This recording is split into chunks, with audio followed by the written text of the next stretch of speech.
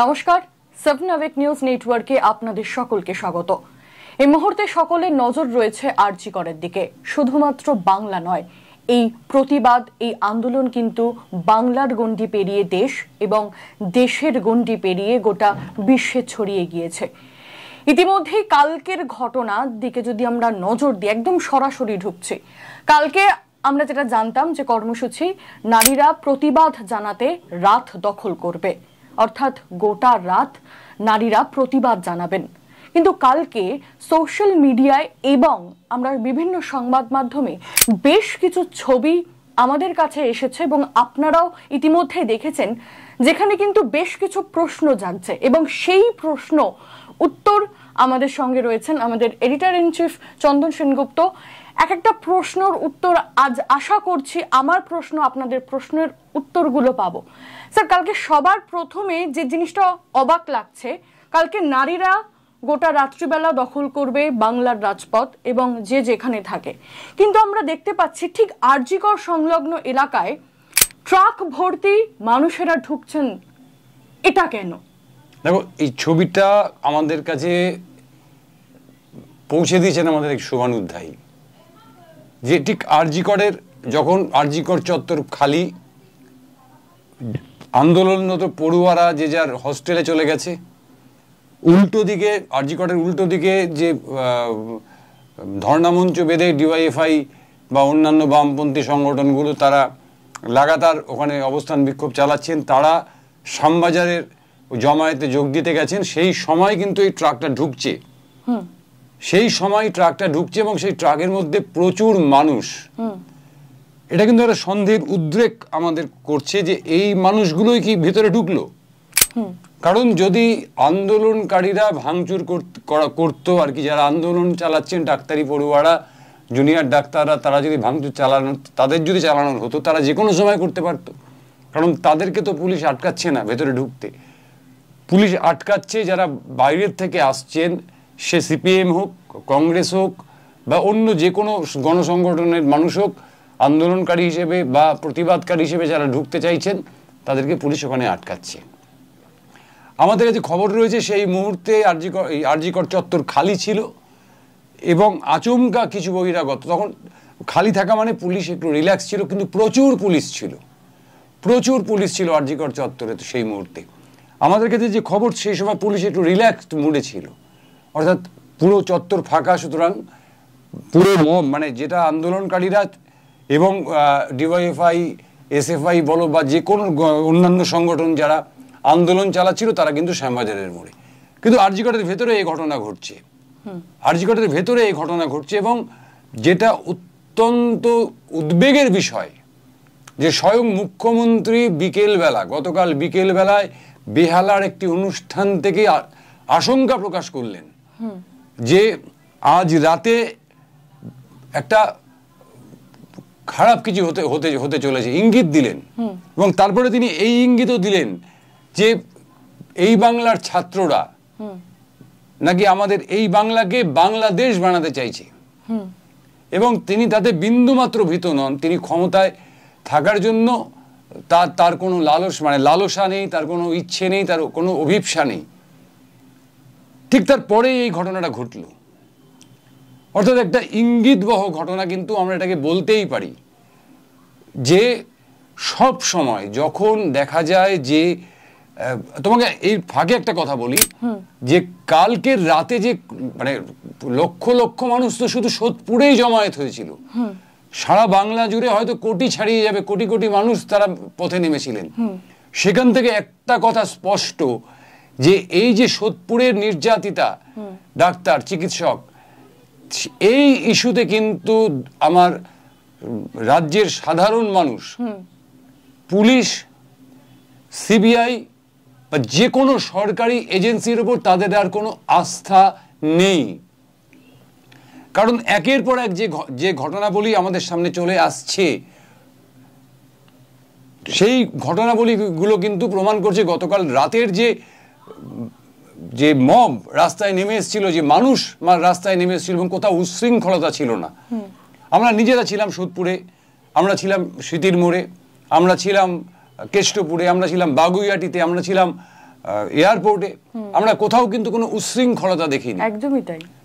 সোদপুরে একটা বিচ্ছিন্ন ঘটনা ঘটলো আচমকা, আমরা সেটা ক্যামেরা বন্দি করেছি, ইতিমধ্যেই সেইটা খবরের আকারে আমরা গতকাল রাতেই সেটা আমরা প্রচারিত করেছি।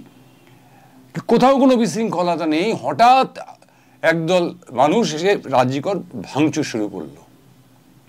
তার মানে এটাও হতে পারে যে দেখুন, এটা খুব সফট জায়গা, হাসপাতাল চত্বর, কারণ এবং সরকারি হাসপাতাল চত্বর। সরকারি হাসপাতালে কারা চিকিৎসা করাতে যায়?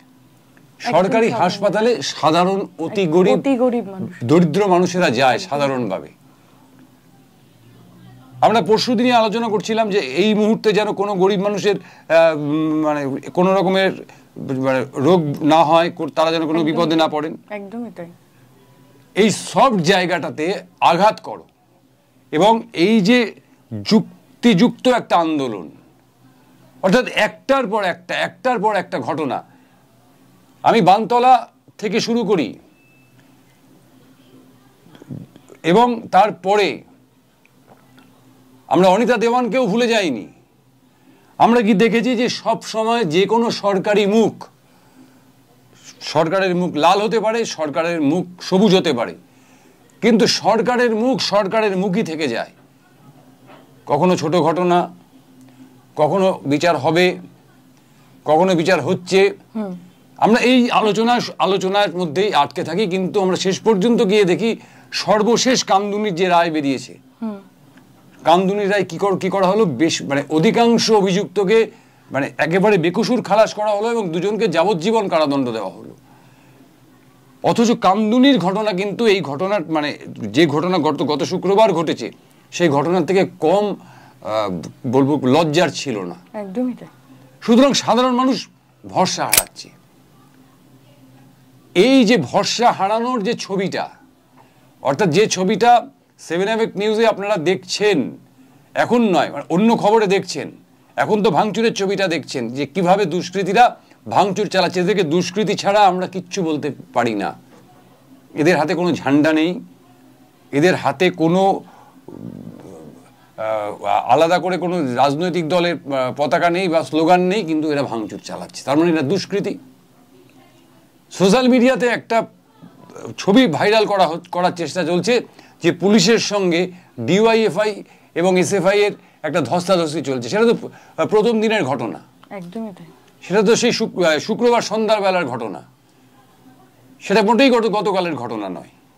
গতকালের ঘটনাটা ঘটানো হয়েছে, এটা যদি বিশ্লেষণ করে দেখা যায় এই কারণে ঘটানো হয়েছে যাতে মিডিয়ার অভিমুখ, মিডিয়া সম্পর্কে বিনীত গোয়েল কি বলেছে আমি পরে বলছি, মিডিয়ার অভিমুখ এই ভাঙচুরের ছবির দিকেই চলে আসে। কারণ আরজি করের মতন,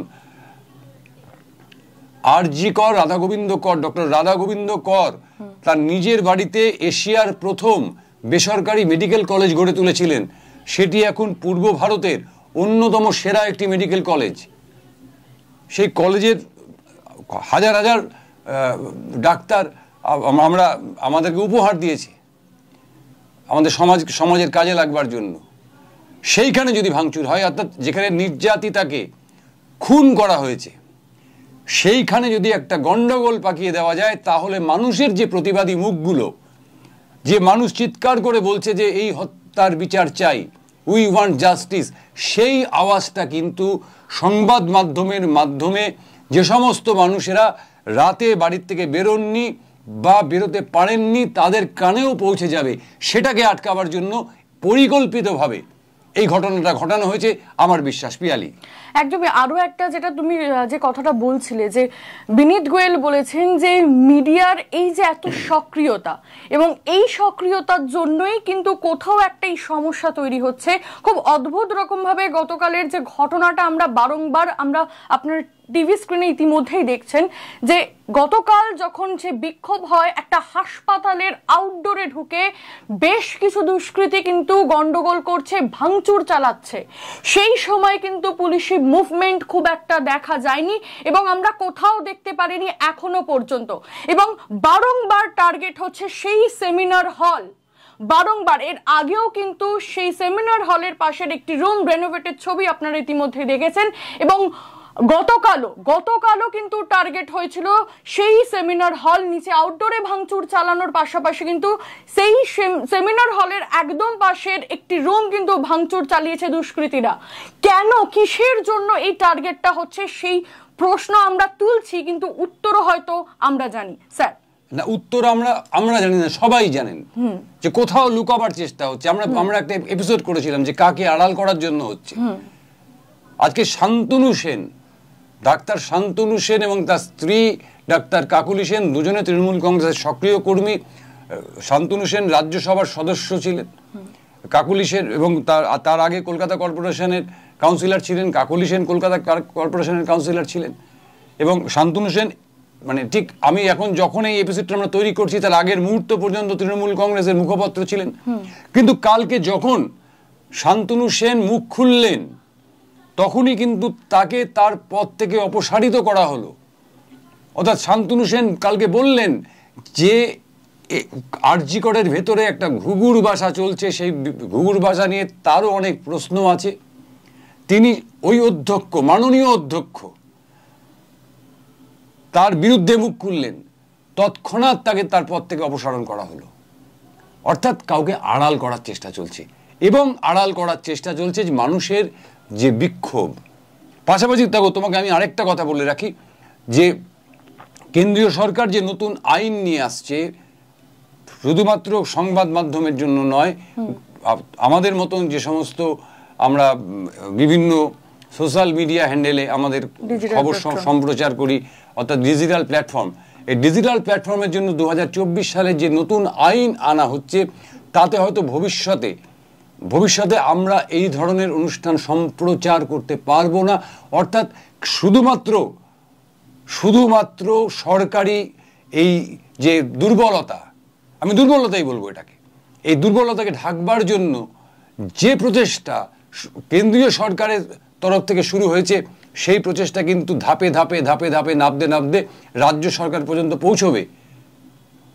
আর এই যাতে বিক্ষোভের ছবি মানুষ দেখতে না পায়, যাতে মানুষ কি দেখতে পায়, ভাঙাচোরার ছবি, ভাঙচুরের ছবি, একদল দুষ্কৃতীর ছবি যারা ট্রাকে করে আসছেন। আমরা বলছি আমরা ওই ছবিটার সত্যতা যাচাই করিনি, কিন্তু ট্রাকটার অভিমুখ এবং ট্রাকটা যে সময় ঢুকছে, যত মানুষ নিয়ে ঢুকছে, তাতে কিন্তু একটা সন্দেহ থেকেই যায় যে ওই মানুষগুলোই কি ভেতরে ঢুকেছিলেন, তারাই কি ভাঙচুর করলো, তারাই কি তথ্য প্রমাণ লোপাট করবার জন্য সমস্ত কিছু ইলেকট্রনিক গ্যাজেটগুলোকে তারা ভাঙচুর করার চেষ্টা করলো, সিসি ক্যামেরার টিভি ভাঙলো, এই সিসি ক্যামেরার টিভি বলবো না, সিসি ক্যামেরাগুলোকে ভাঙচুর করলো।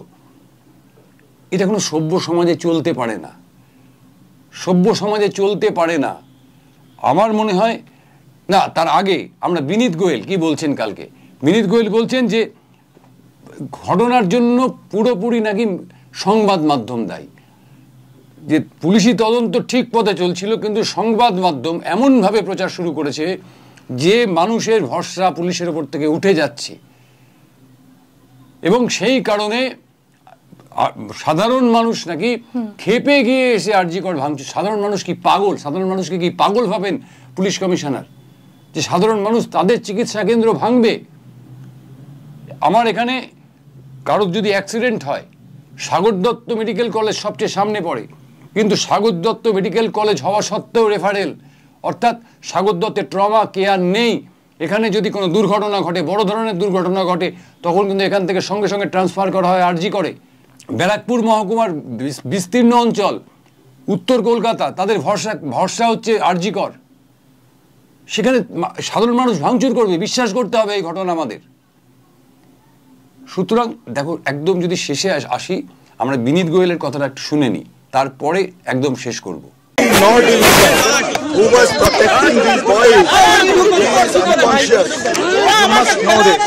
And what has happened here is because of the media, the wrong media campaign, which has been malicious media campaign, which is going as far as Calcutta Police is concerned.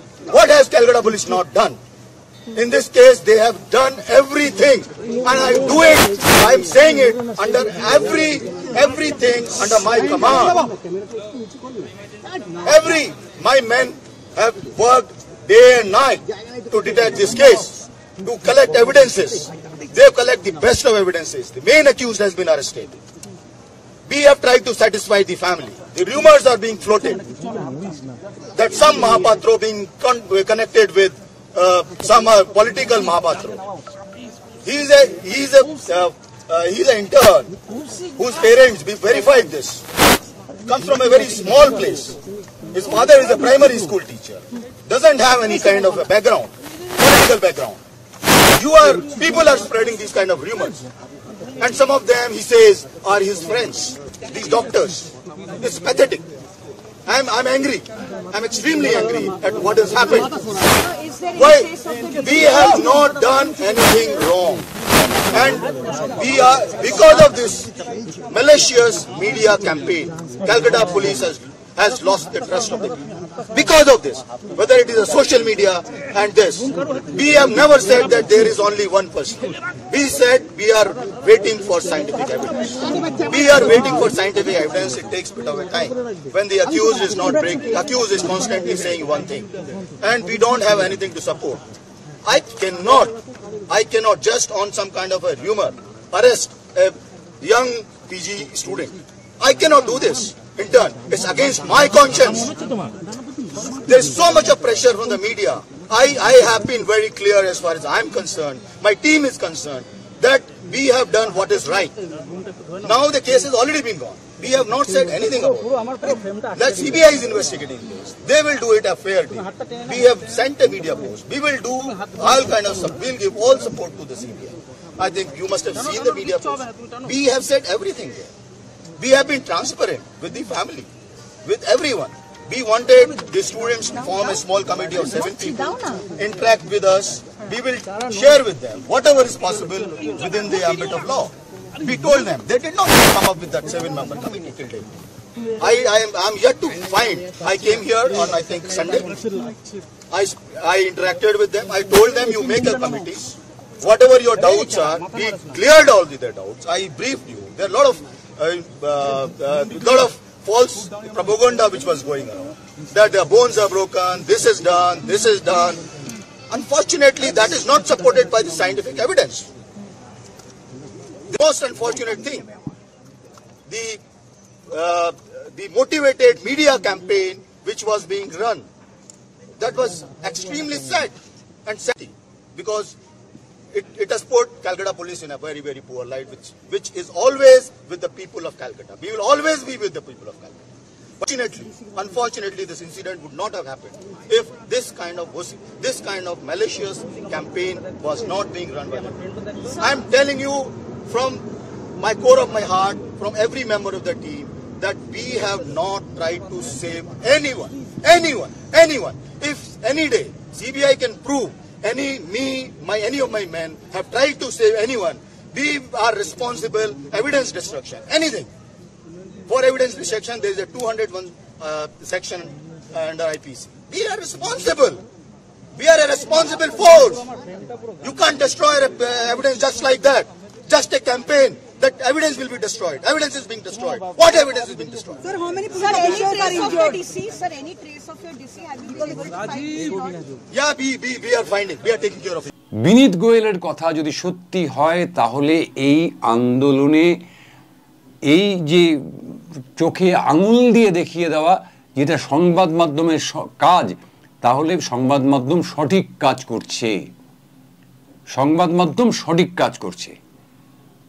যে ঘটনাবলী কেউ বা কারা তাদের নিজেদের স্বার্থে চাপা দেওয়ার চেষ্টা করছে, সংবাদ মাধ্যম সেই চাপা দেওয়া মাছটিকে যে শাক দিয়ে ঢাকা দেওয়ার চেষ্টা হচ্ছে, সেই মাছটিকে ওখান থেকে বের করে মানুষের সামনে তুলে ধরছে। এটা সংবাদ মাধ্যমের কাজ, এটা সংবাদ মাধ্যম জারি রাখবে। সে বিনীত গোয়েল যা খুশি বলুক বা অন্য যে কেউ যা খুশি বলুক, আমরা কিন্তু আমাদের কাছ থেকে সরব না। পিয়ালি, অনেক ধন্যবাদ। আমরা এর আরো অনেক প্রশ্ন রয়েছে। অবশ্যই আরজিকর শুধু নয়, আমাদের গোটা রাজ্য এবং দেশ জুড়ে এমন ভয়াবহ বিভিন্ন নৃশংস ঘটনা কিন্তু ঘটে চলেছে এবং যার প্রতিবাদ হয়েছে, কিছু সেই প্রতিবাদ কোথাও গিয়ে নিস্তব্ধ হয়েছে, তার তদন্ত হয়েছে, কিন্তু তদন্ত কোথায় শেষ হয়েছে সেটা কিন্তু আমাদের জানা নেই। বাংলার বুকে একাধিক ঘটনা ঘটে গেছে এর আগে, যেমন কামদুনি, হাঁসখালি, একাধিক ঘটনা ঘটে গিয়েছে এবং সেই ঘটনার পর আবারও কিন্তু আরও একটি ঘটনা যেটা নিয়ে উত্তাল গোটা পৃথিবী, এবং এই প্রতিবাদ আশা করি আমরা জিয়ে রাখতে পারবো। পরবর্তীকালে এ ধরনের জঘন্য ঘটনা এটা করব এরকম ভাবতে গেলেও যাতে সেই মানুষ বলা চলে না, সেই প্রাণীটার যাতে কোথাও গিয়ে বাঁধে ভয় পায়, সেই ভয়টা কিন্তু তাদের এবার পেতেই হবে, কারণ আর নয়, এই অত্যাচার, এই অন্যায় সত্যি আর সহ্য হয় না। অবশ্যই আরজি কর সহ গোটা পৃথিবীতে যেখানে যা ঘটনা ঘটছে সেই ঘটনার সঠিক তথ্য প্রমাণ সহ আপনাদের সামনে তুলে ধরা আমাদের কাজ, এবং আমরা চেষ্টা করব আমরা জানি যে মিডিয়াদের কণ্ঠরোধের একটা প্রবল চেষ্টা চলছে, সেই কণ্ঠরোধ প্রতিহত করার চেষ্টাও কিন্তু আমরা করছি। আপনারা সঙ্গে থাকবেন এবং অবশ্যই যারা নতুন দর্শক বন্ধু চ্যানেলটি লাইক করবেন, সাবস্ক্রাইব করবেন, সঙ্গে বেল বাটন প্রেস করতে ভুলবেন না। জয় হিন্দ।